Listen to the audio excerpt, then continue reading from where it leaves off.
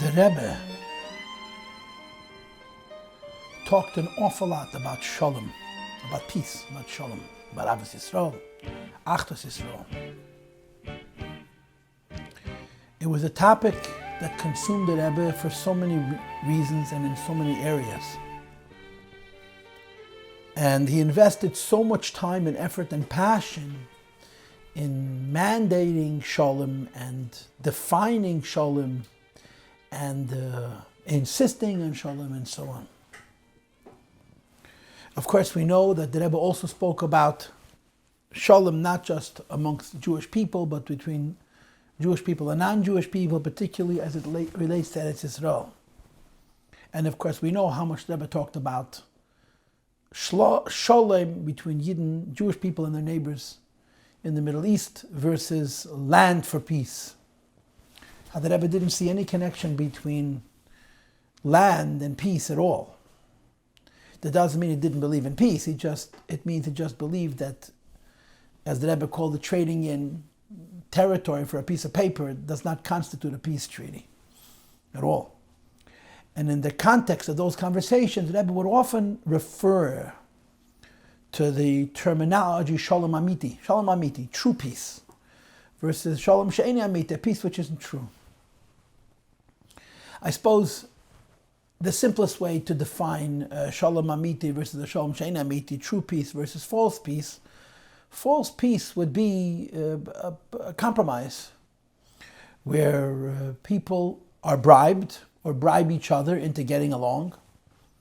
And the motivation for the peace isn't peace itself. The motivation for peace is the bribe or the threat.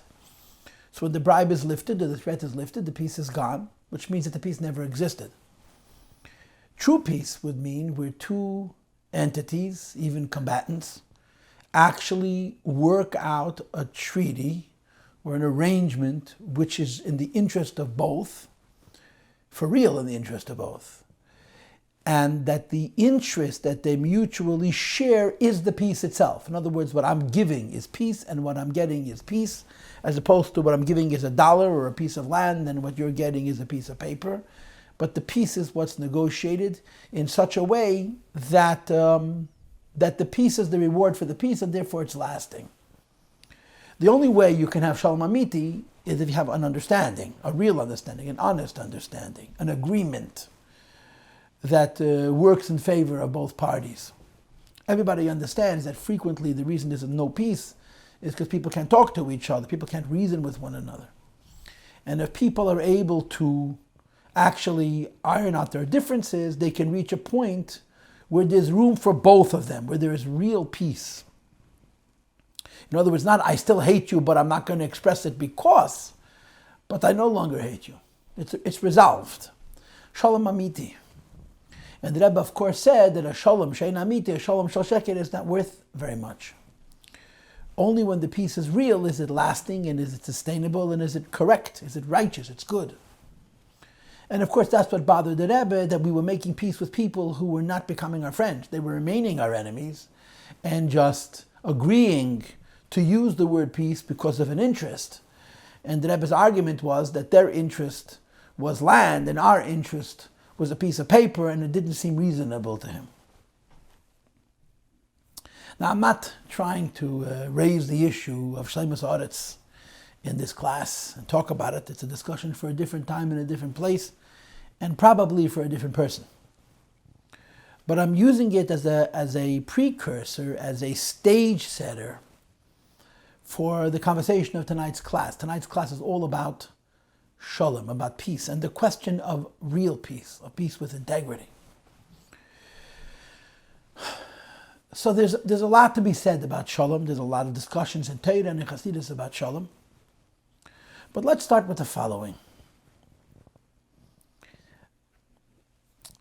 What I'm about to say is a little bit of a dvar Torah, a little bit of a thought of my own, but it's not based on my own thoughts. It's based, of course, what's written in Chassidus. I'm simply making a corollary for the purposes of making a point.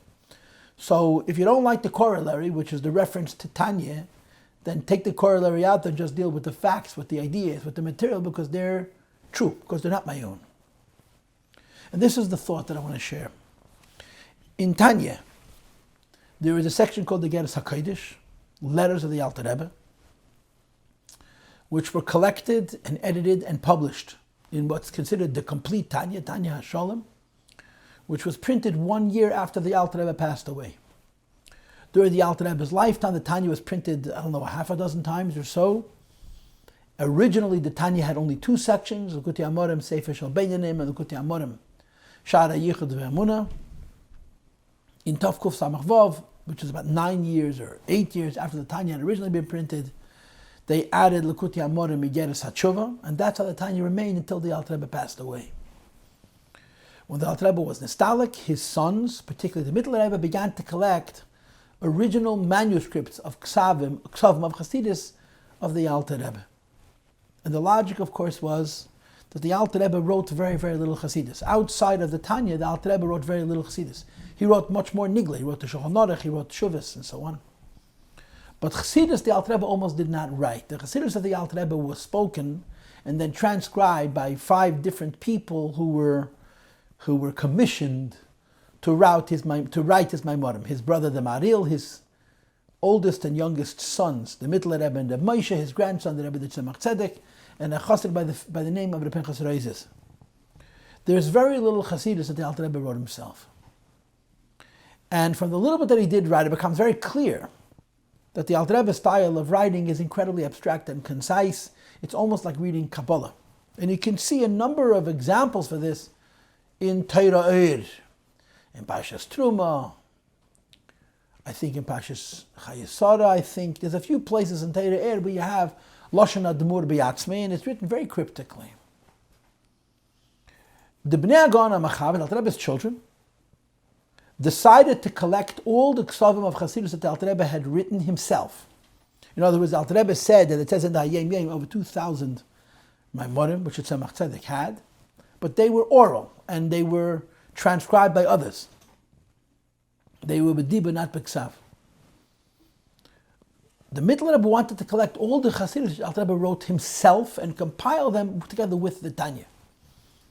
And he called it Igeres HaKodesh, it's letters, and a significant percentage of those letters deal with tzedakah. The Alter Rebbe used to solicit tzedakah for all kinds of causes, particularly Tzidkas Eretz Yisrael, tzedakah for Eretz Yisrael, what we call today Kollel Chabad. And when he would make a solicitation for tzedakah, he would write a letter. And this letter was a fundraising pitch, and it was also a maimer, which of course Chassidim celebrated, a maimer written by the Alter Rebbe himself. And most of these maimorim, letters of Kabbalah and Chassidus, connected to tzedakah, are printed in the Igeres HaKodesh of Tanya. And then of course, in addition, there's some other things in those letters, and then this Kunter Sacher al Kama Prakim, these are notes that the Alter Rebbe wrote, as it says in the Hakdama of his children, Pilpul Amuk Be'iyune Be'kitzvei Arizal, when he was writing the Likutei Amorim, Alter Rebbe was writing the Tanya, he came up with contradictions between one place in Kitzvei Arizal, another place in Kitzvei Arizal, and he wrote notes for himself. And those notes were published in the back of the Tanya in what's called Kunter Sacher. And of course, it's a little bit more complicated than that, because at the end you have Maimorim and letters as well about other kinds of things in the Kunter Sacher. Now, not everything the Alter Rebbe wrote B'Ksav Yad Kodshe in Chassidus is in the Tanya. I already mentioned that a number of Maimorim are in the Torah Eir, but for the most part, the Chassidus, which the Alter Rebbe wrote personally, the Alter Rebbe's children collected and published in Likutei Amorim Chelik Dalad Hanikra B'Shem Igeres HaKodesh, and Likutei Amorim Chelik Hanikra B'Shem Kuntas Acharin, together with the Sefer HaTanya.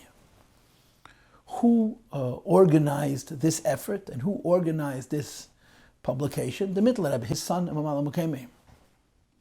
And the Rebbe would often say that accordingly, the misparim, the numbers associated with the letters in the Igeres HaKodesh is very precise. If you'll take a look, you'll see that there's Lamed Beis misparim, there's 32 numbers for the 32 Igeres HaKodesh, and in reality there are more than 32 letters, I think it's 35. There's a supplement to your test, there's a supplement to Tezayin, and there's a supplement, I think, to Chav Beis. In other words, in a number of places, the Alter Rebbe, the Bnei Hagon HaMachaber put in letters, and they didn't give him a number. And again, because they wanted the number to be B'mispar Lamed Beis Lev. So the Mittler Rebbe, who prepared the Igeres HaKodesh, put a lot of thought into what order he printed it in and what letters he associated with what numbers and so on. There are two letters in the Igeres HaKodesh which deal with Shalom, deal with peace. And they're letters Yud Beis and Gimel, the 12th and 13th letter. And it actually makes sense because the number 13 is B'gematria Echad, right? Echad, Aleph, Ches, Dalet is B'gematria Yud Gimel, so it makes sense that a letter about Shalom would be Yud Gimel, the 13th letter. Why would there also be a letter about Shalom? It gets a Kedesh Yud Beis, so you can explain it in a number of different ways. There's 12 Shvatim, there's Yud Beis Bakar, in Malchus of Atzilus. 12 is a complete number, but it's lacking the 13th. It's lacking the thing which is above the 12, what we call in some contexts the Shar HaKoilu. These two letters both deal with Achdus, both deal with Shalom, but they're very different. And I'll tell you what the difference is. Igeres HaKodesh Yud Beis is about Malachim and the peace amongst Malachim, angels. Igeres HaKodesh Yud Gimel is about Neshamas Yisrael, Jewish souls, and the peace amongst Jewish souls. And they're incredibly different. They're not the same thing at all. Why? Because by Malachim we say Oise Shalom b'Miraymav. Hashem makes peace amongst Miraymav. That means the Malachim who exist on high. He brings peace between one Malach and another Malach. But the way HaKadosh Baruch Hu, the way peace is created amongst Malachim, is what's called Koyach Elyon, a power that comes from above. Malachim have no compatibility. If a Malach is from Chesed, he has no Gevura. A Malach which is from Gevura has no Chesed. So they have nothing that they share. But Hashem is preeminent, Hashem is predominant, and in Hashem's presence, the Malach of Chesed stops competing with Gevura. The Malach of Gevura stops competing with Chesed because of the dominant presence of HaKadosh Baruch Hu. Just like a king walks into a room, so all of his officers resolve their differences, or the differences melt away in the king's presence. But it isn't a real unity. It's not a real cohesion. It's a breaking down of egos, which therefore creates mutual inclusiveness or tolerance. But it's not a real peace, because Mechal is still only Chesed and Gavril is still only Gvura. Nothing has changed. They've been overwhelmed by the king's presence. When the king walks out, they're fighting again. So amongst Malachim, there's a Shalom, Eisa Shalom b'Mreimav. But the peace amongst Malachim is a superimposed peace. It comes from on top, from higher. And that's the content of Igeres HaKodesh Yud Beis, the 12th letter in Tanya. Igeres HaKodesh Yud Gimel is talking about the peace amongst Neshamas Yisrael. Peace amongst Neshamas Yisrael is very different. And in this letter, he discusses Beis Shammai and Beis Hillel. Peace amongst Beis Shammai and Beis Hillel, who argue, of course, as we know. And what the Alter Rebbe says is that when Beis Shammai and Beis Hillel argue, there's something called Mikule Beis Shammai and Chumrei Beis Hillel. Instances where Beis Shammai is going towards Chesed and Beis Hillel is going towards Gevura. Because Neshamas Yisrael are not Malachim. They're exactly the opposite. Malachim are like animals. They're very strong, but they're in one pole. Neshamas Yisrael have what's called a Hiskalelus. Every Neshama has to have every midah. Even a neshama which is predominantly chesed has to have a little bit of gevura. Even a neshama which is predominantly gevura has to have a little chesed. So Beis Shammai and Beis Hillel get along because there's a little bit of Beis Hillel in Beis Shammai. So Beis Shammai and Beis Hillel get along, and Beis Shammai and Beis Hillel cooperate because a little of Beis Shammai and Beis Hillel, a little Beis Hillel of Beis Shammai. So when you're saying by Neshamas Yisrael, Shalom, it's not that they tolerate each other. They find common ground, and they join together in such a way that Beis Shammai and Beis Hillel can come to a consensus. Because Beis Shammai can appreciate what Beis Hillel is, because Beis Shammai has chesed. Beis Hillel can appreciate what Beis Shammai has because Beis Hillel has gevura, and so on. This, of course, is called the Shalom Amiti, real peace. It's not peace of tolerance. It's not peace by shutting down or by quieting the differences, but it's by working together to create cohesion, achdos between. That's called Shalom Amiti. And that's what the Rebbe always screamed about. Peace is not a bribe and a piece of paper and a threat. Peace is cooperation and mutual understanding, but that doesn't happen when the two sides are not really meeting. They're just doing something superficial to cover over the combativeness for the moment. These concepts that I just described, the Shalom of Malachim and the Shalom of Yisrael, which is Yigeres HaKedesh Beis and Yigimel. And by the way, to me it's interesting that Yigeres HaKedesh Beis speaks about Malachim, because 12 is not Echad. 12 is 12 different things. While 13 is a 13th that creates unity between the 6 and the 6, is consistent with the difference between Malachim and Neshamas, because Malachim don't really have Achdus.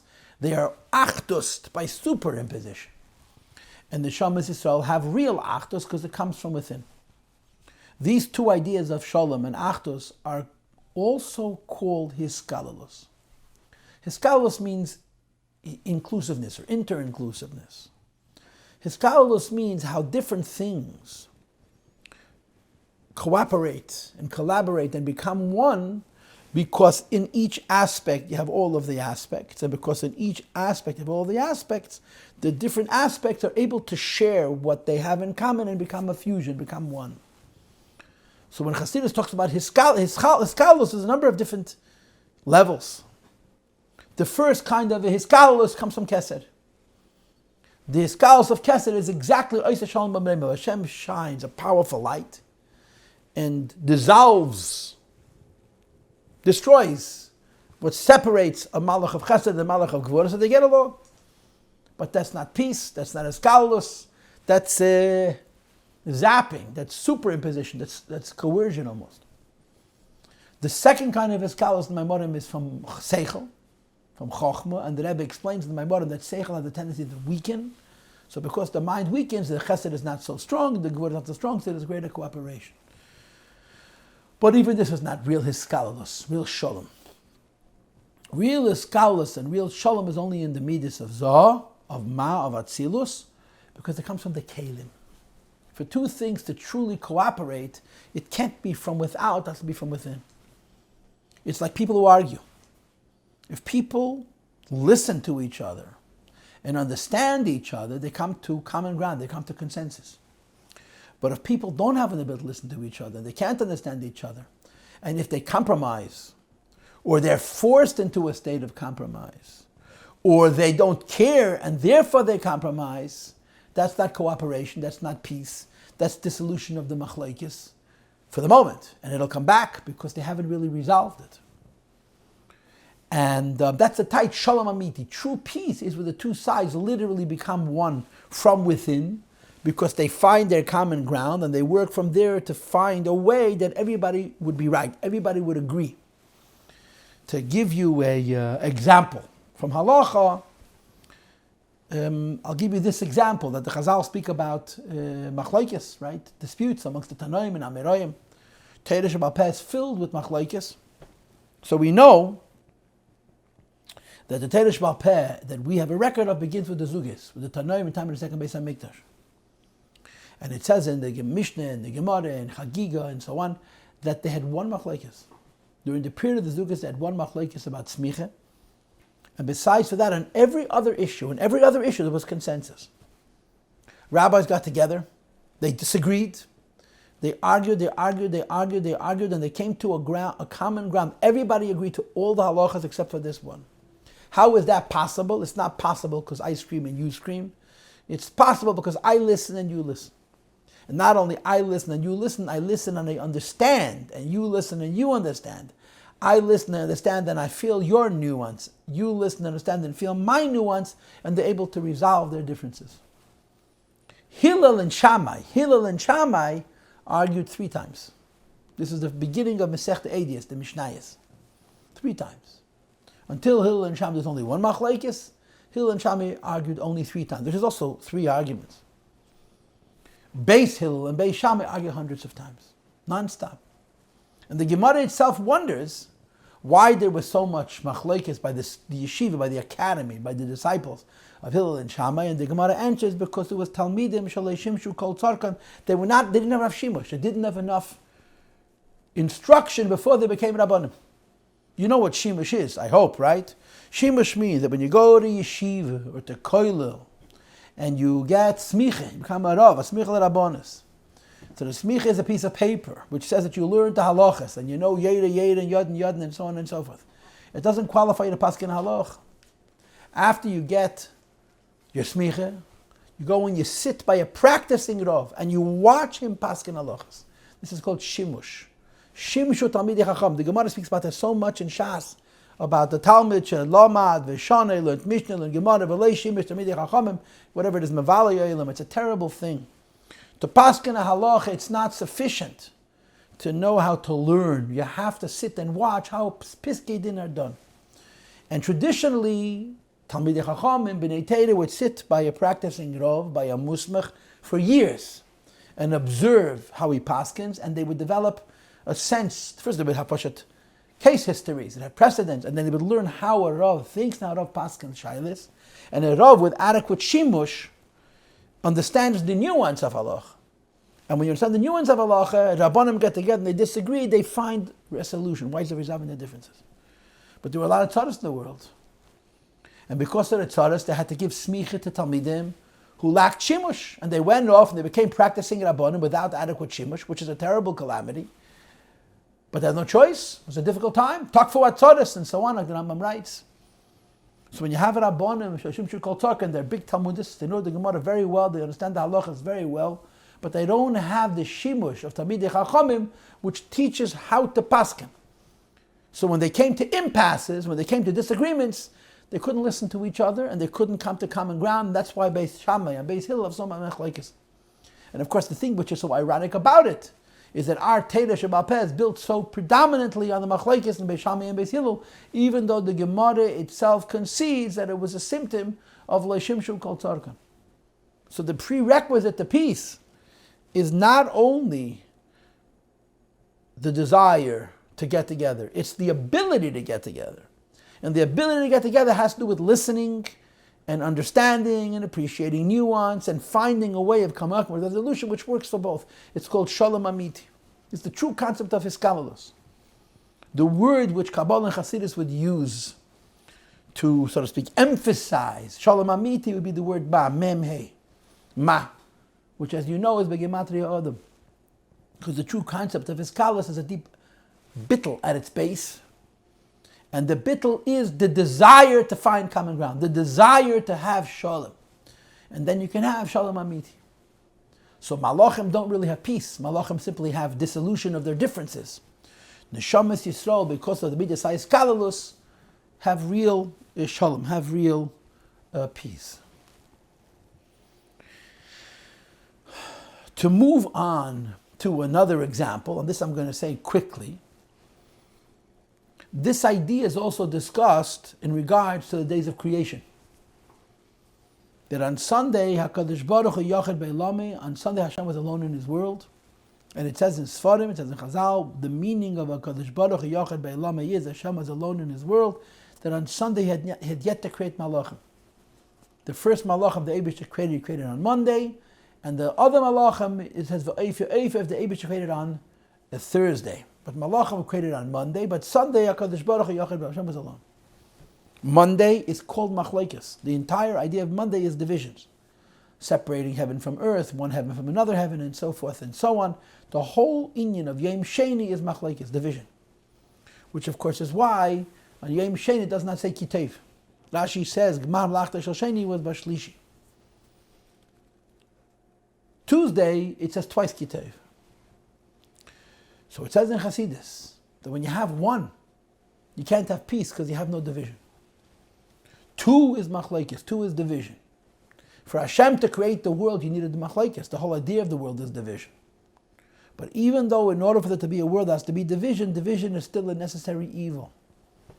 And that's why on Monday it does not say kitev. Tuesday is bringing together the opposites by a third power. But a third power that isn't simply overpowering the first two, but it's getting into the essence of the first two, so that they come together, so to speak, from the bottom up, which is called Shalom Amiti, or his Galalus. And that's why the third day is associated with Shalom. Tuesday is associated with Shalom, that's why it says Kitev twice. So this is the concept of Shalom. Now,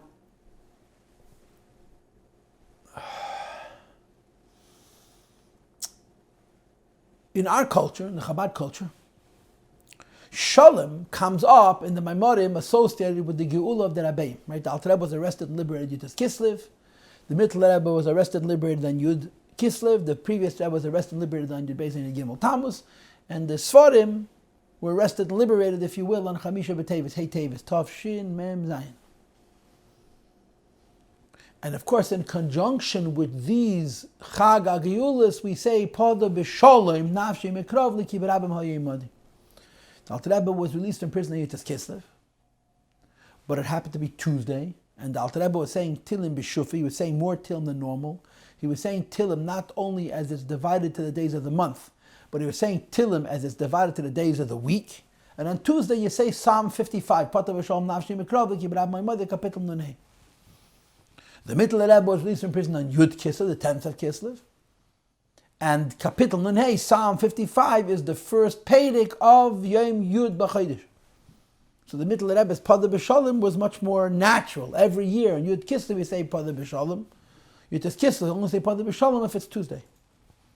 And of course we associate the redemption of the Alter, the Mittler Rebbe, with the idea of Pada B'Shalom.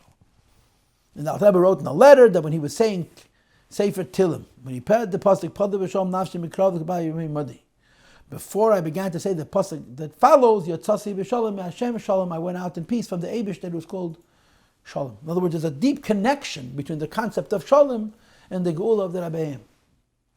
What does Shalom mean? That not you have a superficial resolution of conflict, where the conflict still festers, it's still there, but it's temporarily covered over, but that it's exposed, it's healed, it's brought out, and it's resolved. That's the concept of Pada B'Shalom.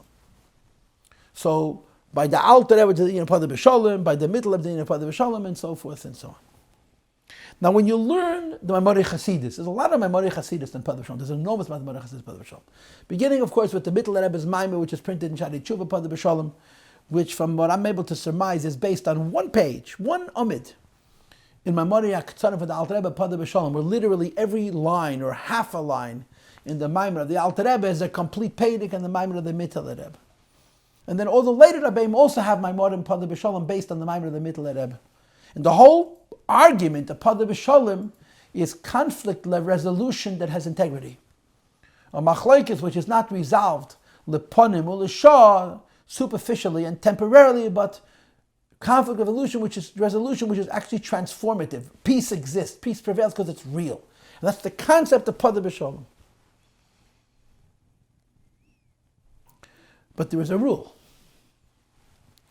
And the rule says, as I explained so far, in order to have Pada B'Shalom, the Kalim, the Tachtain, the two combatants, for lack of words, have to negotiate, they have to come together, they have to listen to each other and cooperate and converge.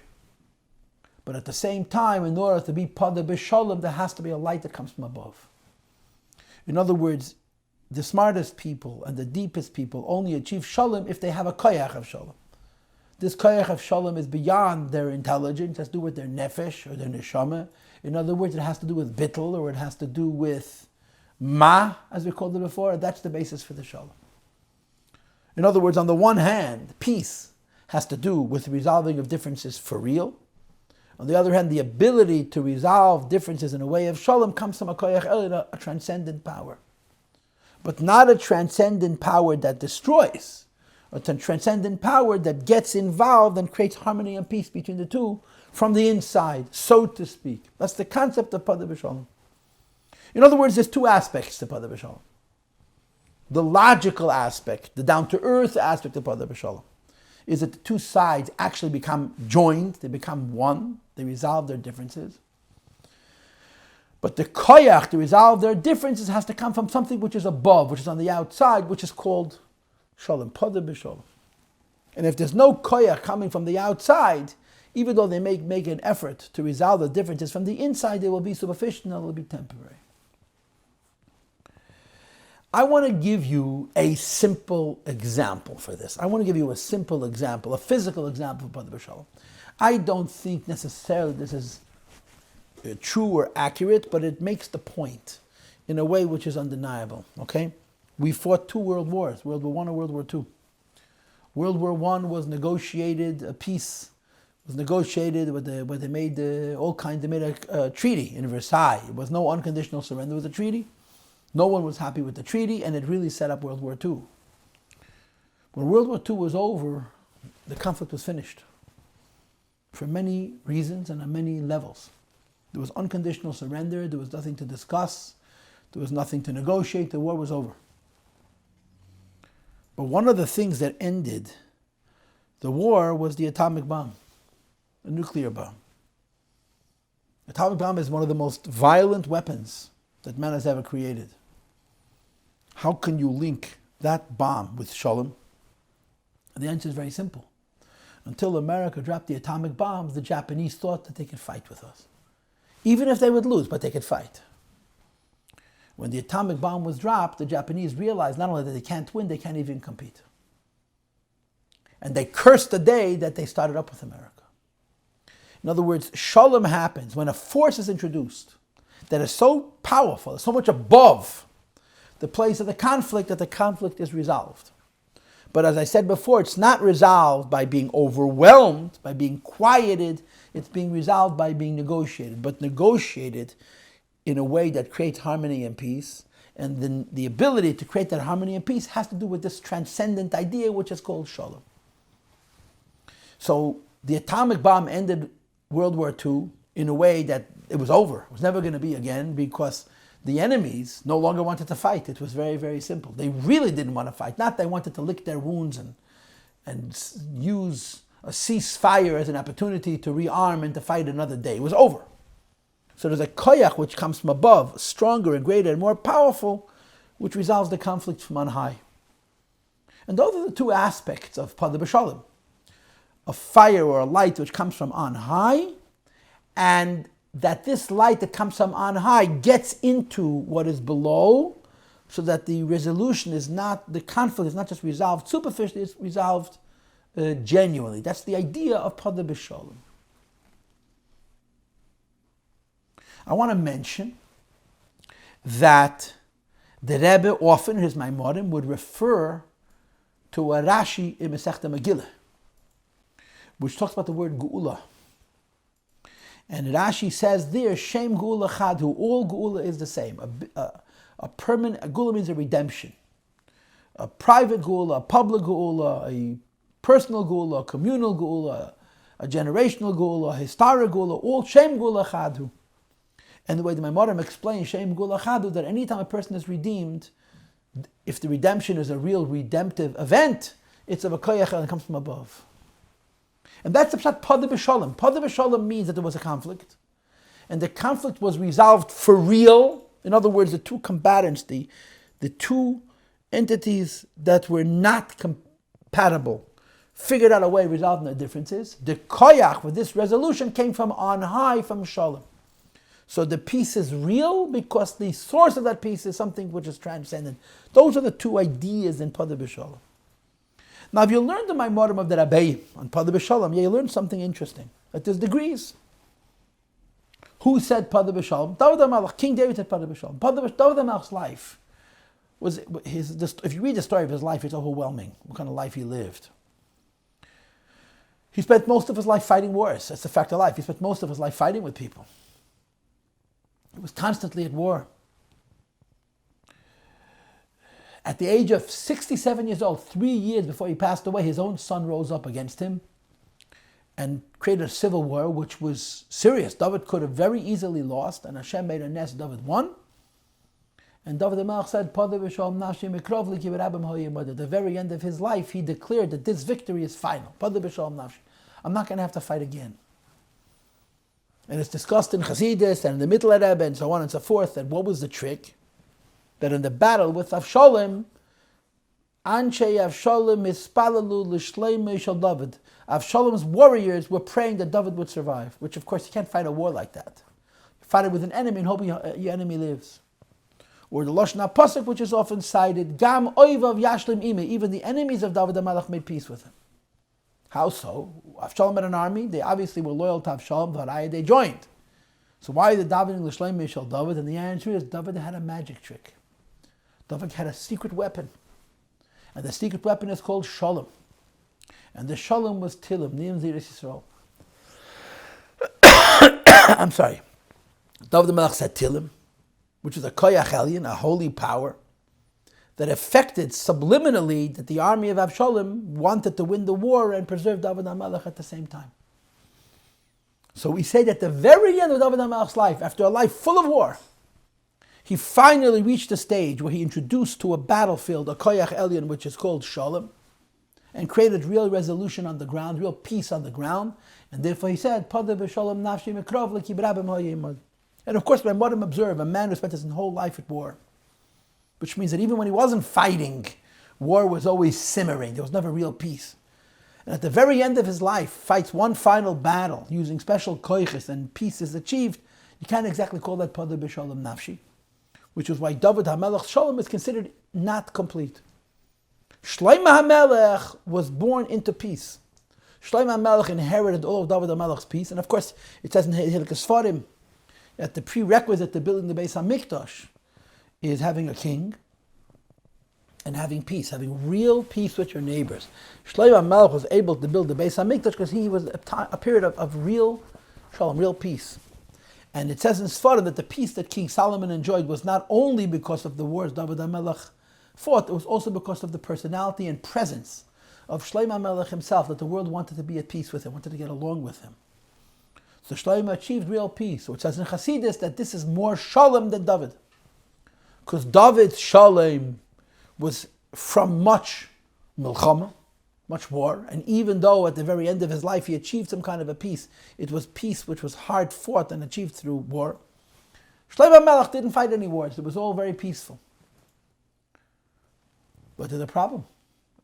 What's the problem? Shlomo HaMelech died, and after he died, the Machlekes returned. The Jewish nation was divided into two, and then a whole bunch of generations later, the Beis HaMikdash was destroyed, and so on and so forth.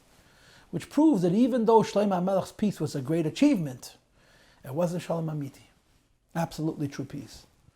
Because if it were to be absolutely true, it would be forever. It would be messianic. And of course, Shlomo HaMelech's peace had a deficiency. And you should know that the Maamar bring in the Sugi V'Skalalos, that when Shlomo HaMelech built the first Beis HaMikdash, Hashem was furious with him because he had married Bas Parei. There's actually a pasuk al api v'achamosi b'nisi liyas abayis is there. In other words, the shalom at the time of Shlomo HaMelech had something superficial about it because there was something contradictory in the behavior of Shlomo and the Yidden at that time. And if there had been complete involvement with HaKadosh Baruch Hu and complete dedication to the Eibush, there are no contradictions, it's conceivable that the first Beis HaMikdash would have been the final one. In other words, the fact that hundreds of years later the first Beis HaMikdash is destroyed is proof that even when it was built, the peace isn't real. And of course, Maamar they go on to say, real peace is not going to be until Mashiach comes, because the whole idea of Mashiach is Ein Acharei HaGolus, a light comes into the world which creates peace, a peace which is transforming from the inside, that there's a cooperation, that there's a collaboration, that there's a coming together of two sides or many sides and creating conflict resolution. And this shalom is forever because there's no weakness in the shalom. It comes from a very high place. It affects, there should be a real cohesion also from the bottom up, and it happens in a permanent way. This is the idea of Mashiach, that Ein Acharei HaGolus, there can't be another Golus after Mashiach. Which means that it isn't only that after Mashiach comes, technically there's no longer war or efforts to destroy the Beis HaMikdash, Rachmana litzlan hoya leisiyah. There isn't even a prospect of it. Something is going to happen to the world. It's going to bring into the world such a level of peace that's going to resolve machlekes once and for all. In other words, real shalom from an even higher level, which pervades and permeates the world in a more deep way, so that there's more of a hiskalalus, more of a hisachdus, that makes it everlasting. And when Maimonim talk about this, they also talk about the Alter Rebbe, the Mittel Rebbe. Because the Alter Rebbe revealed Pnimiyas HaTorah, Nishmasa De'eraisa, which is called Shalom. The Mittel Rebbe revealed Pnimiyas HaTorah, Nishmasa De'eraisa on the level of Bina, Recheves Hanor in a deeper way.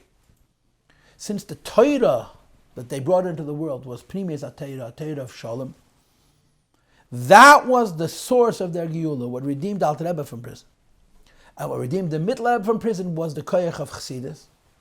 So even though there was a conflict between the Alter Rebbe and whoever it was, the Mesnagdim, Goyishkeit, and so on, the Bishalom was real Shalom.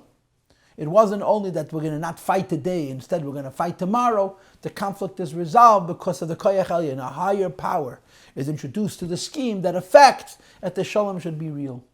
And at the Maamar, the Rebbe goes on to say that the Mittel Rebbe's Shalom is deeper than the Alter Rebbe's for all kinds of reasons and so on and so forth.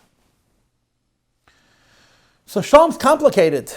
Obviously, first of all, you have a Shalom which is a lie, and you have Shalom which is emes. And within Shalom, which is emes, you have all these levels. Ultimately, the ultimate emes of Shalom, which is Adav Nitzcha, which is eternal, which never changes. It's the highest kind of Shalom. And any Shalom which is here today and gone tomorrow, even today, isn't absolutely real, even if it's Shalom Amiti to some degree. And the Mashal is David and Shlomo, the Alter Rebbe, the Mittel Rebbe. These are levels of Shalom. The ultimate Shalom when Mashiach comes, that the conflict is resolved in such a way that there's no longer a conflict.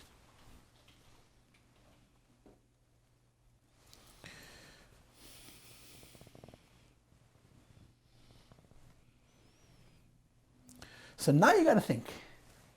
Now you have to think.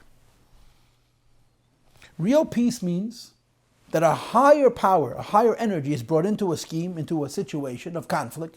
You have division, and a higher power is brought into the scheme, not to overwhelm the divisions, but to enter into the depth of the divisions to find a place and a basis for conflict resolution, and that the resolution should be in such a way that it's permanent, that it's forever.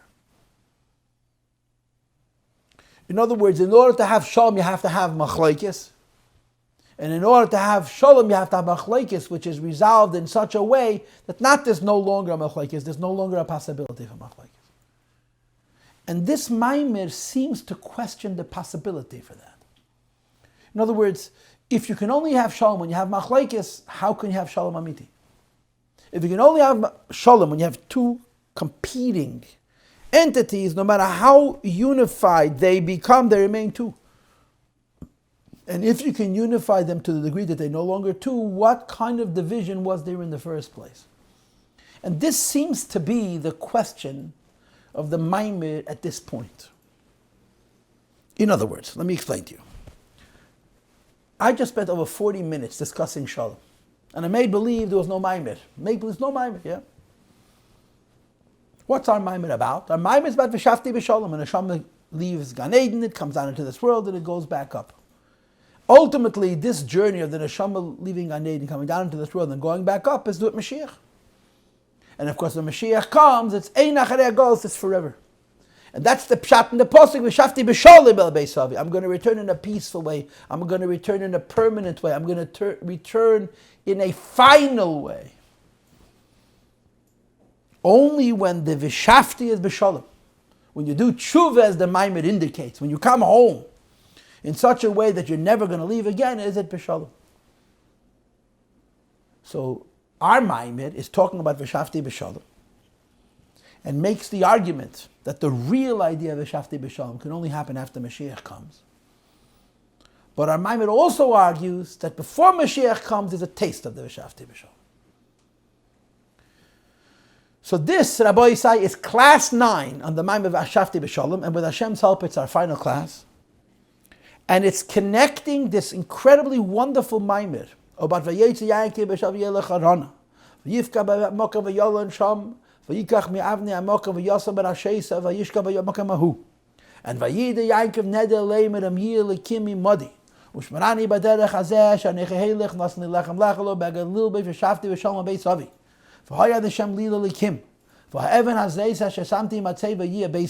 This entire scheme of psukim is describing the milchama of the neshama that's coming down into this world and the ultimate end of Vishavti Bishalom. So now we're going to connect this scheme, this theme, this Vishavti Bishalom to Pada Bishalom. And the question is going to be, if Pada Bishalom requires Machlokes, how could the Bishalom be in such a way as if there's no longer, as the Machlokes never was? Well, it can't come back. If there's no Machlokes, you don't need for Shalom. If there's Machlokes, how was it resolved to such an extent that you could say that it's like it never was? That seems to be the question. And without any further ado, let's learn the Maamar. So we're starting on top of page Gimel. Now, we're going to learn this. And I'm going to explain it. But I must say that I'm not certain if my explanation is correct, if my understanding is correct, and if my explanation is correct. And if I'm wrong, I'm misleading you. But I cannot teach you what I don't understand. So let's not proceed, okay? Top of page, Pei Gimel. On the previous page, the Rebbe talked about laughter, tzchok, yitzchok. And he said that after Mashiach comes, there will be laughter. Before Mashiach comes, there's no laughter. But then he said, even before Mashiach comes, we have a taste of the laughter which is going to be after Mashiach comes. What do they have in common? That after Mashiach comes, Yitzchak laughter is going to protect from there being a golus. And now as well, Yitzchak's laughter protects us from golus. So the Rebbe continues on top of page Pei Gimel, and the same is true about peace. That even though Shamit is in Shalom, the true notion of peace, which is be'ef and the layarei of the again, but in a way that they don't do evil and they don't do damage. And of course, you all know the famous sikhs and so on, that it's not lahoitzi peres, but lintes peres. It's not that Hashem overwhelms the non-kosher animals, that they should not be violent, but that they transformed into a new Metzias, which is peaceful. Yili Asid Lavi can only happen after Mashiach comes La'asid Lavi, when there'll be real peace. What's real peace? Two things. An Oyer Elyon, a light which is from above, which brings together different realities in a way of a cohesion, where there's a cooperation and a collaboration and an inclusiveness and a unity which is called His Kalos. So true Shalom is going to be La'asid Lavi. Continues the Rebbe and he says, to be sure, even now we have some of the taste of that peace, even though it's not absolute. Bizman HaGolus, in the times of Golus. Where do you see this? That the things that naturally are obstructionist and incompatible with Avodas Hashem, it's not just that they cease to oppose Yiddishkeit, ela adra, but to be sure, moreover, Yesayu al Avodas Hashem, they help in Avodas Hashem, which is the truest idea of peace. He's proposing that even before Mashiach comes, there's a taste of the peace which is after Mashiach. Then he says, Al-Pizah moving, it's understood. Hashaychus, the Inyan, Vishavti, Bishalom, Beis Avi, that there's a connection between the idea that when a neshama finishes its shlichus, then goes back, Lamaila, it's called Vishavti, Bishalom, Beis Avi, Tshuvi, higher than where it came from. That there is a connection between the Vishavti Bishalom K'meishahu Bizman HaGolus, Vishavti Bishalom in times of Golus, Le'inyan Vishavti Bishalom Beis Avi, the returning in peace to one's father's house, Sheyeh B'Gula Asida, which is going to be when Mashiach comes. Just like true Shalom can't be after Mashiach, but nevertheless we have some of that Shalom now as well. Similarly, even though the true idea of Vishavti Bishalom can only be when Mashiach comes, because then it's a permanent concept of Shalom, there's a taste of Vishavti Bishalom now as well. Ki, because, Gam Bizman HaGolus, even in the times of Golus, Kishayeshna Meinoyim U'Meyakvim, we have obstacles, we have interference for Avodas Hashem. V'at shetzarech lebakosha, you have to request Sheyeh Vishavti Bishalom, to return in peace, which is Shalom and peace, Ushlila Shvichas Damam, the opposite, God forbid, of spilling blood. So if you're dealing with an environment of combativeness, a machlekes, of duality, of division, and you say Vishavti Bishalom, clearly there's machlekes, and you say that in place of this machlekes there should be a Shalom Amiti, so Hine Gamaz, even before Mashiach comes, in this Golus where there is this conflict, you ask for Vishavti Bishalom and you have a taste of Pada Bishalom. How so? So he says, Ayadatekiv de Mesiras Nefesh, because in times of Golus there's a phenomenon of Mesiras Nefesh. And Mesiras Nefesh, which comes from the Madrega of Yechidish Nefesh, says that Rebbe Mizbatlim Kol Haminoim Umiyakvim. It nullifies all of the obstacles and all of the things that interfere. Moreover, Ela Shehem Gufa, Messiah Avodas Hashem, the assistant of Avodas Hashem, like the Rebbe said the few lines above. And therefore, it's bedugmas or me'ein hashalim, it's similar to, and in some ways comparable to the peace, Sheyele Asad Lavish is when Mashiach comes. Obviously, it's not the same. V'harayeh, it's not lasting. But nevertheless, there is a consistency between the idea of Shalom that can be now and the idea of Shalom that can be Asad Lavish. What's the similarity? So the first answer to the question is, I don't know what the similarity is. But the words that the Rebbe use to indicate the similarity is Mesiras Nefesh B'tzad Bechinas Yechida. So now I'm going to tell you what I think. That's all. I'm telling you what I think. And I could be wrong. And if I'm wrong, I'm misleading you, Chas v'Shalom. When is there a Gili of Yechida? Yechida is the highest level of the Neshama. It's a fact of life. Yechida is the deepest level of the Neshama. According to Chassidus, Yechida is such a deep level of the Neshama that there's no Zeliyuma, there's no opposite of Yechida. As a rule, in Chassidus, Yechida has no opponent. There's no enemy of Yechida. But what triggers Yechida? What wakes up the Yechida? What wakes up the Yechida is an enemy, is an obstacle. The Yechida is normally asleep. And when you have tests that are very extreme, like it says in Tanya chapter 19, it wakes up the Yechida Shebenefesh. In other words, there's something very ironic about the Yechida Shebenefesh. The Yechida Shebenefesh is a force that's so powerful that eradicates an opponent. There's no klipa against Yechida Shebenefesh. And the only thing which can awaken the Yechida Shebenefesh is the greatest challenge, the greatest obstacle. Under normal conditions, in so to speak, times of relative peace, the Yechida doesn't emerge. So now you have to think about this.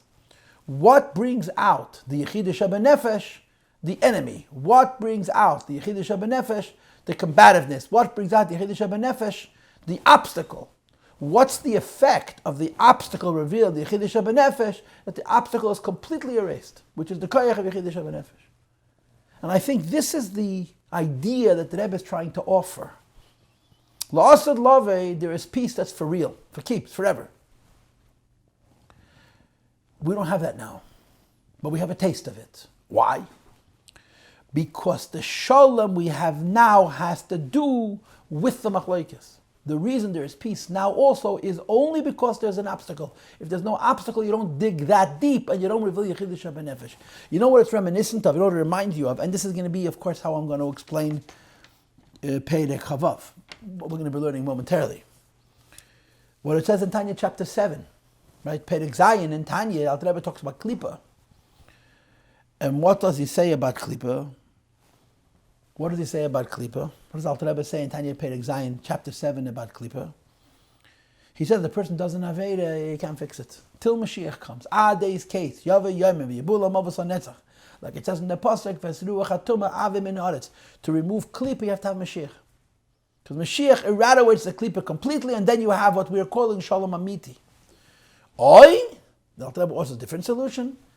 Shasa Tshuva, Mi'av Rabba Gedela Kol Kach, a person does Tshuva out of love.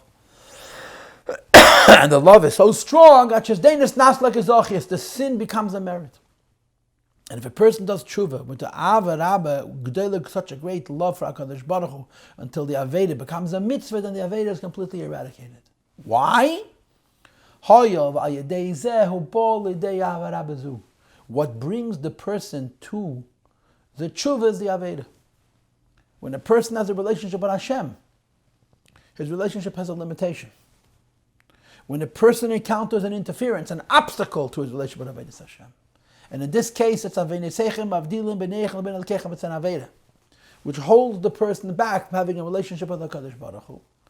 So the negative, the Ra, the Aveda, causes the person to dig deep and bring out the Ava Gedela, Ava Rabba Gedela. And it's because the negative brought out such a deep Ava Rabba Gedela, when the Ava Rabba Gedela emerges, the Aveda becomes a mitzvah. It's totally transformed. And that, I think, is what the Rebbe just said here. Take of Mesiras Nefesh Bechinas Yechida. What is needed to access Take of Mesiras Nefesh Bechinas Yechida? An enemy. And the Taikef Mesiras Nefesh Bechinas Yechida, which is elicited only because you have Allah Mezveh Stadim, is such a strength that on the one hand, the enemy, the Alamas Vestedem, elicited the Yechidah Shebenefesh, and on the other hand, in the place of the Yechidah Shebenefesh, the Alamas Vestedem vanish. Like it says in the Maamar Chasidus about Nisyanis, that they have no Metzias. And I think this is the Pshat in the Maamar. The Rebbe says, Mashiach comes, this Shalom. Now there's a taste of that Shalom. And the taste of that Shalom now is similar to the Shalom which is going to be Liyasid Lavi. And of course, in the context of the Maamar, that means that there's a similarity between the Vishavti Vishalom of after Mashiach comes and the Vishavti Vishalom now. Why? After Mashiach comes, the Shalom is so predominant that it transforms all evil in a permanent way. Now you can't say that. But what you can say now is that the enemy reveals the Koyach of Shalom. Dafka the Menagid reveals the Yechidah Shebenefesh. And if and when the enemy successfully reveals the Koyach of Yechidah Shebenefesh, the transformation, the tshuva is so complete that the klipa is totally erased. I don't know if this is the pshat in the Maamar, but I think this is the pshat in the Maamar. But be that as it may, we're going to continue reading in Perek Chafei, the next Perek. V'alpizeh, based on this idea that there is Shalom Amiti after Mashiach comes. And even now the inyan of Shalom is similar to the Shalom Amiti after Mashiach comes. Yuvan Gamativuch, it creates resolution between Beis HaPirushim, two different interpretations, and Pod the Bishalom Nafshi Mikrov Liva Geber. The Pasuk says in Tilim that David HaMelech said, Pod the Bishalom Nafshi, my soul was redeemed in peace. Mikrov Li, from a battle that I fought. Kibarabim Hayimadi, because many were with me, which is translated, whatever it is, Yochid Sherabim Tzrichim Le, or Anshev Sham Hispalu L'Shlei Mishal David, says the Rebbe, there's two interpretations in this pasuk. Pirush HaPasho, the simple meaning of Pada Bishalom is that David HaMelech said it. And he said it because of war. Hushapah Dava Haisei Eisei, that HaKadosh Baruch Hu redeemed and extracted David HaMelech Mikrav Milchama, from war. Hainu. Sheyesh Metzias de Liyumazeh, there's an opponent, there's an enemy. Shetzarech Lilcham Kenegdei, what needs to be engaged with. And the Rebbe says, the Zu, Yashayches Dinyan Pada B'Shalom Nafshi LeDavid, which of course connects this pasuk with David HaMelech. Shebe Pashtis Koy Yizal P'dias David. That of course superficially, simply, this idea is connected with the Melech. V'harai David HaMelech said it. Shahayu le'menagdim. He had many opponents. He successfully defeated them. So Pada B'Shalom and Pshat is, I have a fight and I win. And somehow, even though when you have a fight and you win, you can't exactly call that peace, David HaMelech fought and won in a way which is called Pada B'Shalom. Like I explained it to you before, from the mashal of a super weapon, that you're fighting with an enemy. And you fight in such a way that the enemy curses the day he started up with you. He never wants to fight again. So on the one hand, it's a milchama. On the other hand, it's Pada B'Shalom.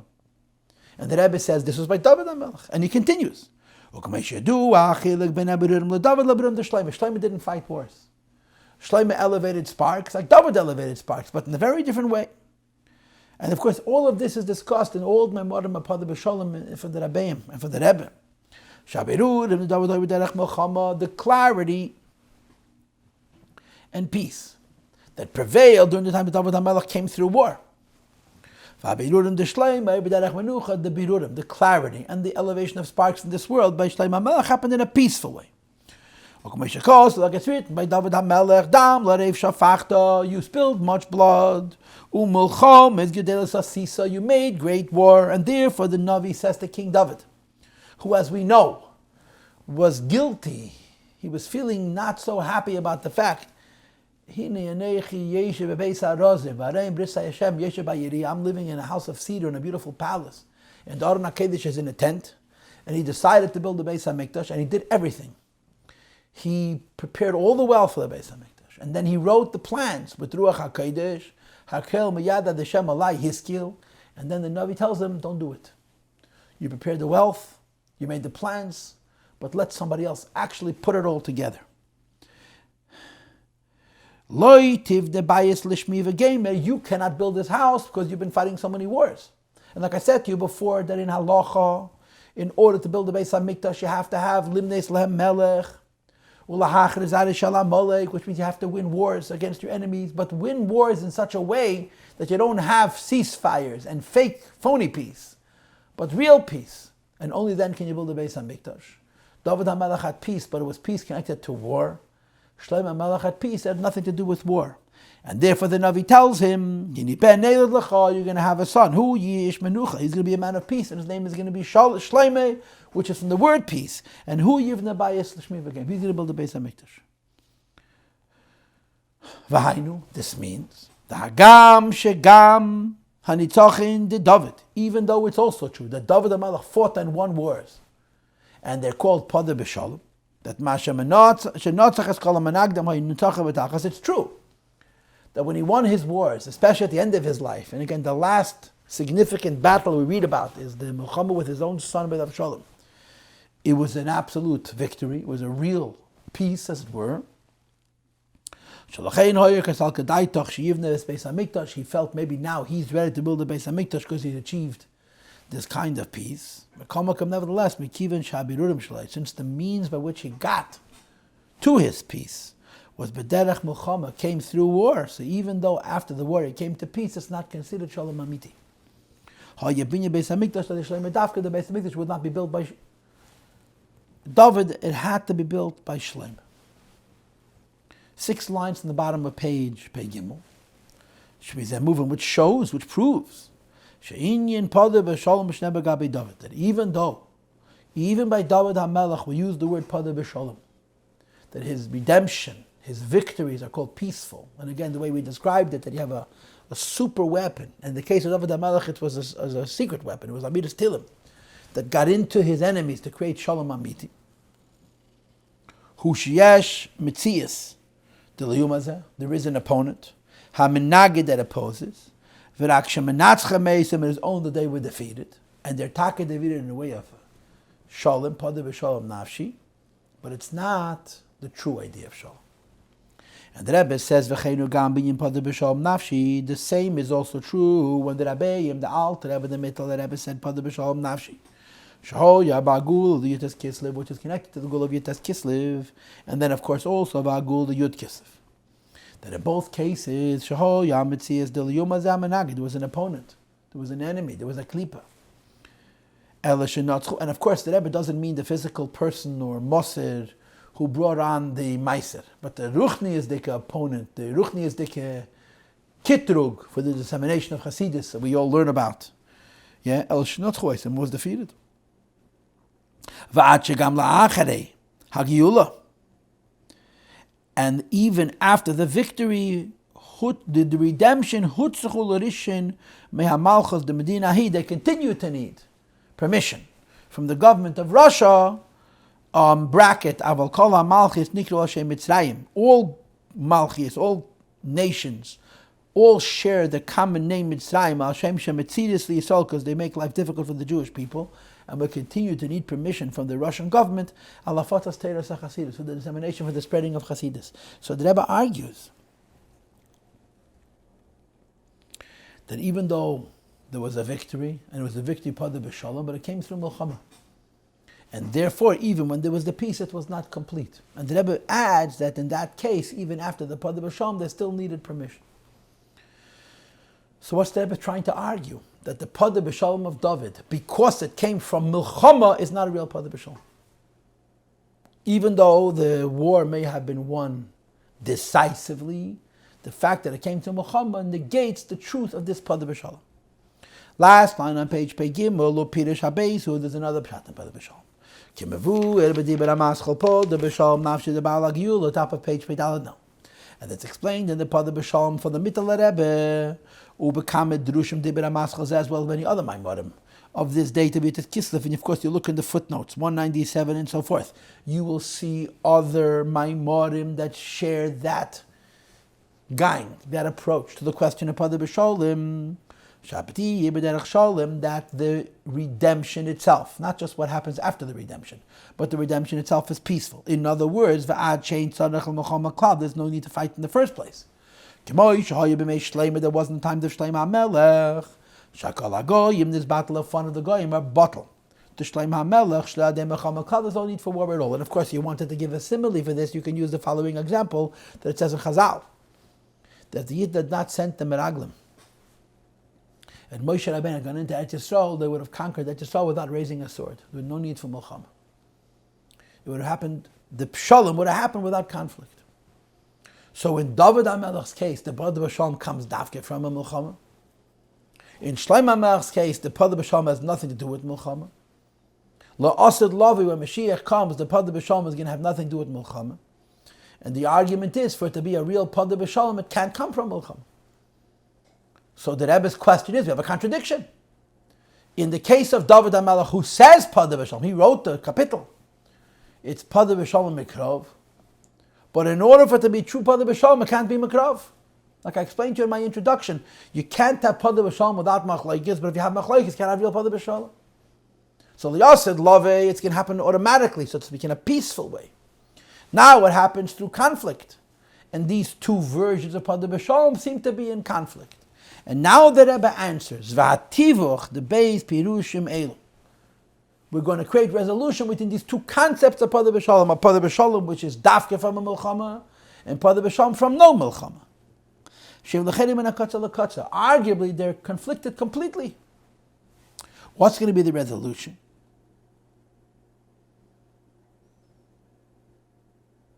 And the conflict, the contradiction between the Pad Bishalom of David HaMelech and the Pad Bishalom of Shlomo HaMelech is even more. Al Pi Amavur B'Kama Mekemis, as it's explained even deeper in Chassidus. She'inyan Pad Bishalom Nafshi, that the deepest madreg of Pad Bishalom Nafshi is B'Tachas Hashem, the ultimate peace, which is going to be Kamashil Asad Lav, when Mashiach comes, the Oz, that only then Epech Alam, Hashem is going to transform nations. Safa Barur, to speak about HaKadosh Baruch Hu, and to talk to HaKadosh Baruch Hu in one common language, clearly, L'Avdei Shechem Echad, to serve him as one Shechem, as one collective, as one portion, which is Lamay Lagam, Inyan HaShalom, Shayim Meishleim, which is even higher than the peace that existed in the time of Shlomo HaMelech, because even though Shlomo HaMelech's Pad Bishalom was in a peaceful way, as I said to you before, Yesh Acharei Agolos, it was followed by Agolos. Ella, it is only Shashalom Shebimei Shloimei, the peace in the times of Shlomo HaMelech is Achona LaShalom L'Yasad. It's the preparation for the peace L'Yasad Lavi. Shalachein Mashiach Yim Beis David Mizera Shlomo Vad. It says in the Pirush HaMishnayos Rambam, what doesn't say in the Mishnah Torah Rambam, that it's not enough Mashiach to be from Beis David, it has to be Dafke Mizera Shlomo. That's the footnote 200, as you can see. And of course, it's explained in Chassidus because Shlomo is doing a higher madrega of Shalom, and Mashiach is connected to this. Shapirush Zeh, that this idea that when Mashiach comes, there's a total transformation of evil into good, without Milchama, Ha'ilui v'Hashleim is D'Liyasid, that the Pad Bishalom, which is going to be when Mashiach comes, is L'mayla Minyan HaKtzavet, it's above poles, above extremes. So the Rebbe says, how do you resolve the Pad Bishalom of David HaMelech, and the Pad Bishalom of Shlomo HaMelech, and the Pad Bishalom of La'asad Lavi, which is an extremely different experience or event?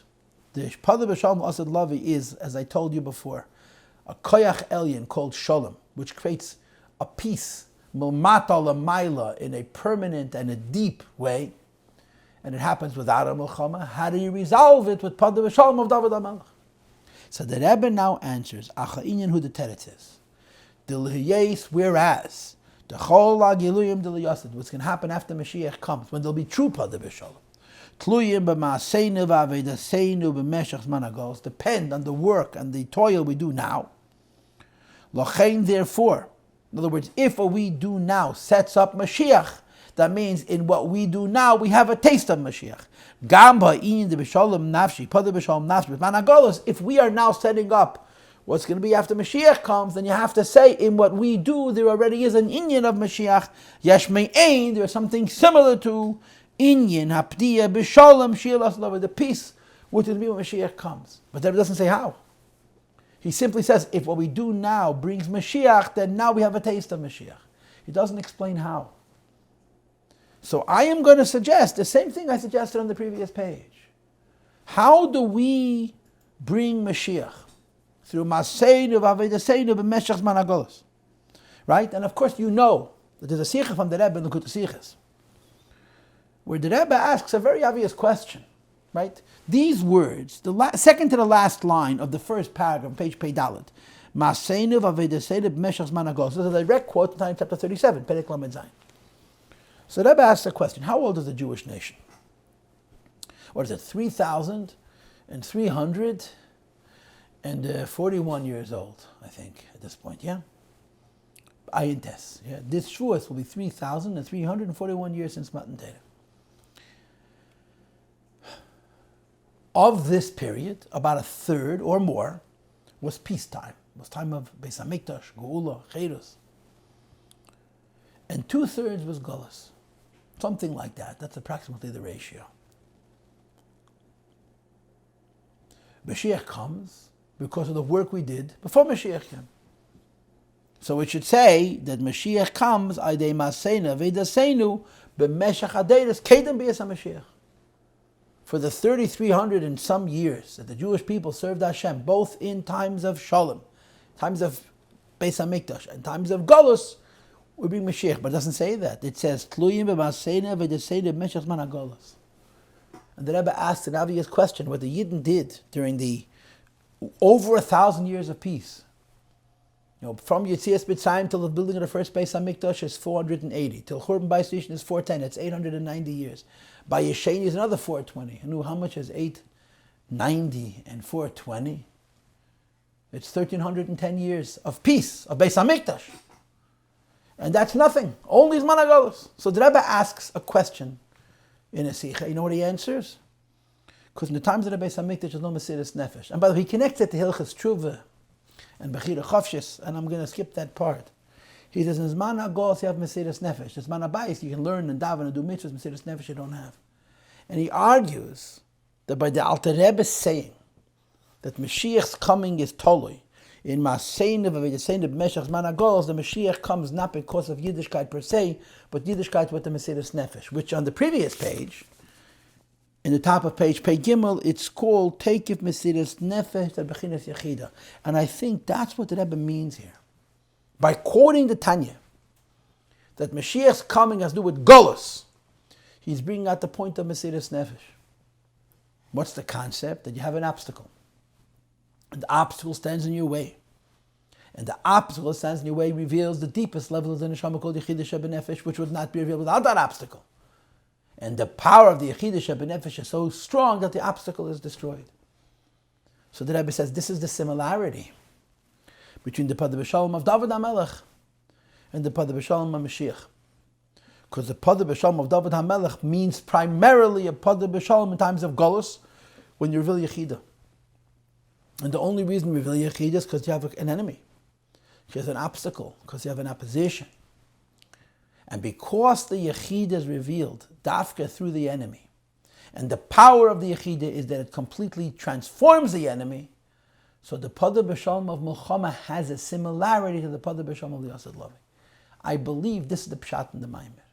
Even though Pada B'Shalom from war and Pada B'Shalom without war are totally different ideas, but in terms of the wholesomeness of the Shalom, that the enemy no longer exists, they're constant. Because now the Yechida is revealed because of the enemy. And when Yechida is revealed, there's no Liyum Hazeh to Yechida.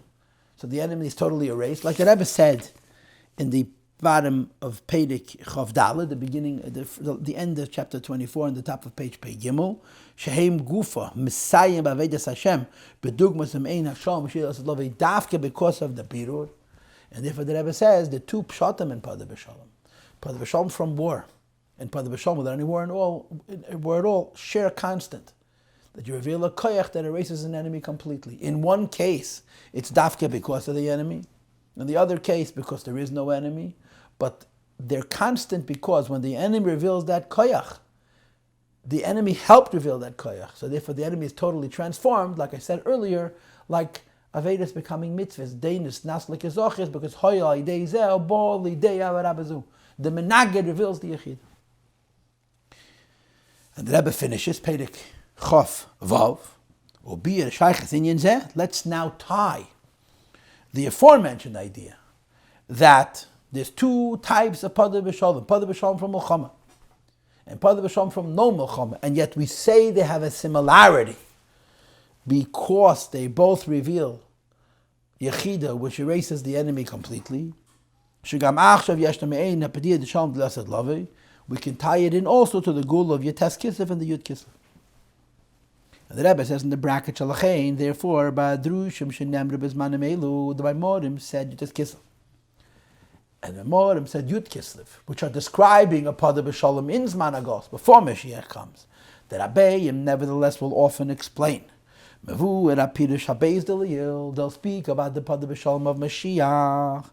Shapada Bishalom Naf, Yinapayir B'derech Shalom Machir, Kameshir Lasad Lavi No Mulchama. And you ask the question, why would the Rabbeim explain Pada Bishalom in a way of peace? If they're describing a Pada Bishalom Dafke Mitech Mulchama in times of Galus, and the teretz is because there's a constant between the Pada Bishalom that comes through Mulchama and the Pada Bishalom which has no connection to Mulchama. The Hinein is Bayel, we explained before. Shatam Lazeh, if you remember the discussion, and I repeated it in the last year, that the Pasuk says, V'nasan li lechem lechel, beged lilbish, Vishavti Bishalom. Lechem lechel is Teira, beged lilbish is mitzvahs, and Shavti Bishalom is Mesiras Nefesh. So the Rebbe brought that in normal times, first you have Teira, then you have mitzvahs, and then you have Mesiras Nefesh. But the Zohar says that in the darkest times of Golus, the tshuva comes before the Teira mitzvahs, and it makes the Teira mitzvahs into Mesiras Nefesh as well. So the Rebbe references them.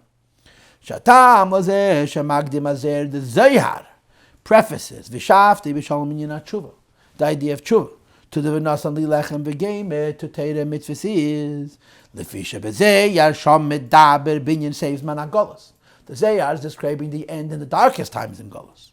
That at that point, Avodah in general, and the Rebbe says in the parenthesis, Gam Avodah Teira mitzvahs, even the normal learning Teira, even the normal doing mitzvahs is Avodah Satshuva, it's always Inyan Tshuva.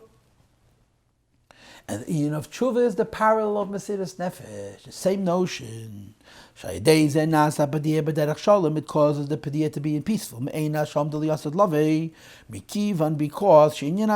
the power of Tshuva is, just like the power of Yechidah and Mesiras Nefesh is, the transformation to Klip and to Gedush.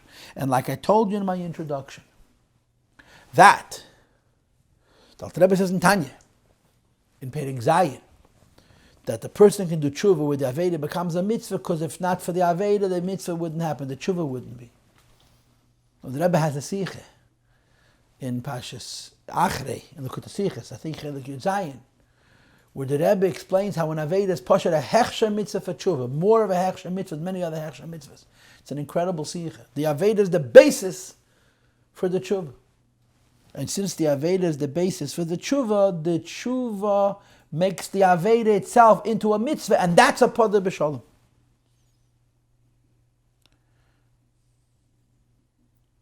So B'meila, in Chassidus it's the same thing. The enemies of Chassidus brought out the koyach of Chassidus, and because the enemies of Chassidus in the darkness of Golus brought the koyach of Chassidus, the koyach of Chassidus overcomes those enemies in a way of Pada Bishalom. Hoyav ayedei zeh hobol the avarabazu. And then the Rebbe finishes that you should know that Be'emes, Chassidus in general is all about tshuva. Let's first read and then we'll talk. V'zuiga meshayches the Pada Bishalom Nafshi, which creates another connection between Pada Bishalom Nafshi, L'ge'ulas ad morazokin, and Yutes Kislev, ad moremtzoy, Yudal Kislev, Yud Kislev. Ki mehen yonim shenischat shuadi ad morazokin. Amongst the Chedushim of Chassidus, or the Alter Rebbe, Gam legabe Rav Magid, even when compared to the Mizitcha Magid, is she'asa harbe by the tshuva, made by the tshuva. And the Rebbe says, V'inyan zahi gam avidosam, this was a constant by all the Rabbeim. Sh'Rabbeinu nesiyeinim amalim came with the Rabbeim came after the Alter Rebbe. Ubefrat shel b'nei admoram tzoi, particular mitla Rebbe that he made by the tshuva. Shaydei yodin is gala inyan zeh. This story with the Alter Rebbe, which I'm going to get to momentarily, that the Rabbeim were involved in the inyan tshuva. So the Rebbe says, since in Chabad there was inyan tshuva, and tshuva is yechidah, and Mesiras Nefesh, therefore Chabad could say Pada Bishalom Nafshi Mikravak B'Yimadi, because it's the transformation of the Ra into Teiv. The enemy creates the Keach HaTshuva, and therefore the tshuva transforms the enemy completely. And this is what I want to bring about a little bit, okay? Number one, there's a story that the Rebbe is referencing. And this, of course, is a famous story that it's printed in Teira Shalom. I actually looked it up. That the Mittler Rebbe once fasted a Tainas Cholam. He had a dream and he fasted. The Rebbe once told the story of Fabrengen Bariches Gedela at great length. If the Mittler Rebbe once fasted Tainis Cholim, the Alter Rebbe found out about it, and he was very upset, and he punished him that he couldn't come to Chassidus. Why did he fast? Because he had a dream. What was his dream? That he saw a river. And he saw 3 men approaching the river. The man in the middle was the Baal Shem Tov. The man on the right, who was short and stocky with the swollen left leg, was the Mizitcha Magid, and the man on the left was the Alter Rebbe. They came to this river, and there was no bridge. There was only a log which acted as a bridge, and you would walk across the log. And the Baal Shem Tov told the Magid to climb up on this log and walk across. So he climbed up on the log and began to walk across, and as soon as he stepped onto the bridge, the waters of the river began to churn, and they created a great storm, and they kept pushing against the log and against the Magid, almost throwing him into the water, and he barely made it to the opposite side. Then the Baal Shem Tov told the Alter Rebbe to climb on the log and to walk across, which he did, and the waters were peaceful. So the Mittler Rebbe saw this dream. He fasted a Tainis Cholim. The Alter Rebbe asked him about it, and the Alter Rebbe said, I don't understand what's so terrible. What do you have to exactly fast? What was so terrible about this dream? But the Mittler Rebbe asked the Alter Rebbe, how come when your Rebbe, the Maggid, climbed on the bridge, the waters were churning, and when you climbed on the bridge, the waters were calm? And the Alter Rebbe answered as follows: Was gleichst du mir zum Rebbe? How could you compare me to my Rebbe? Ich hab doch gemacht bei Litschova. The Mizitcha Magid was known as the Rebbe of all the Rebbes, the Rebbe of all the Tzaddikim. And the Alter Rebbe was Asik and Bali Tshuva Kipshuta. Yidden who went away from Yiddishkeit, he brought them back. Like it says in the Lashon from the Pasuk, which is written on the Matzeve, Rabim Heishev Meyavin. He brought many people back from sin. That the Rabbeim and Chabad were involved not just with big Bali Madrege who served Hashem on high levels, Pasha to bring Yidden back from sin, to do tshuva. And this was a schus that the Rabbeim had. And in this Maamar, the Rebbe correlates tshuva with Mesiras Nefesh, and on that basis he connects the Pada Bishalom and Zman HaGolus to Pada Bishalom after Mashiach comes. Now let me move on from this. It's a Yedavar Yadua, it's well known, it's brought in Chassidus, in the Sipurim, that the Alter Rebbe was asked, when he was cross-examined, why he took for his movement the name Chassidim. The Misnagdim claimed that it was a chutzpah, that the whole movement, a popular movement with thousands of followers, not just Yechidim who are in a very high madrege called Chassid. It says in a Yem Yem, Yoshan Nation B'Drasha Chazal. It's a special denotation. Here everybody is called Chassid. So they asked the Alter Rebbe, what gave him the right to name his movement Chassidim? So the Alter Rebbe said like this: Chassidim glauben in Hashgacha Pratis. Chassidim believe in Hashgacha Pratis. They never take anything for themselves. The name Chassidim was given to them by the Eile Meshech, by those Yidden who were not Chassidim. But they were also not misnagdim. They saw that the Chassidim were behaving in a way of Lifnim Yishuras Adin, with glad kosher and 2 pairs of tefillin, and so on and so forth. So they named Chassidim. And the Alter Rebbe would say that he was thinking to name the movement of Chassidim Balei Tshuva, not Chassidim. And the name came from the Eile Meshech. The reason the Alter Rebbe did not name Chassidim Balei Tshuva, because that would have indicated that non-Chassidim are not in the Madrega of Tshuva. What's the connection between Chassidus and Tshuva? The connection between Chassidus and Tshuva is, like it says, the Lashon Ois Raman de B'derach Mamela. Nothing is automatic.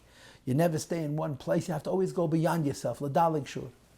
But it is constant in Chassidus B'chlal and in Chassidus Chabad B'frat, the idea of Tshuva, going out of your limitations. And of course, as our Maamar is going to propose, this going out of your limitations associated with Tshuva is revealing of Yechidah Shabbat Nefesh. And by all the Rabbeim, there was this idea of a Rabim Heishav Miyavin. The Rabbeim were all involved in making Bailei Tshuva. And there are, of course, so many stories about this, but I want to share with you the following. And this is how I'm going to close this class and this Maamar. There's a little pamphlet which is called B'Kodesh Pnima. It's stories about what went on, so to speak, behind the scenes, from a Yid who lived in the Rebbe's house for many years, whose name was Shalom Gansberg, Zayin Gesundenstark. The book, B'Kodesh Pnima, was written by somebody who followed him around and collected stories. he told me that he looked over that book and every word is exact. He was very particular. Rabbi Gansberg told me that the stories in that book are accurate.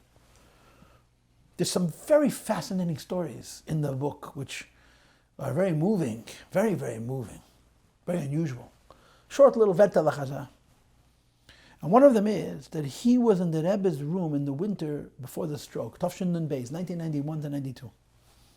In the Rebbe's room in 770. And the Rebbe was pacing his room. And the Rebbe was saying, Ich bin geboren geworden Freitag. I was born on a Friday. And people who are born on Friday never finish what they start. And the Rebbe lamented his inability to complete what he has started doing. In other words, he said as if I haven't accomplished anything. Rabbi Gansberg was obviously very taken aback. So he immediately told the Rebbe, how could the Rebbe say this? The Rebbe made so many Baalei Tshuva. It was the first thing he said. And the Rebbe was immediately satisfied. Yeah, it's true, I made many Baalei Tshuva. The story in itself is reverberating. It's a powerful window.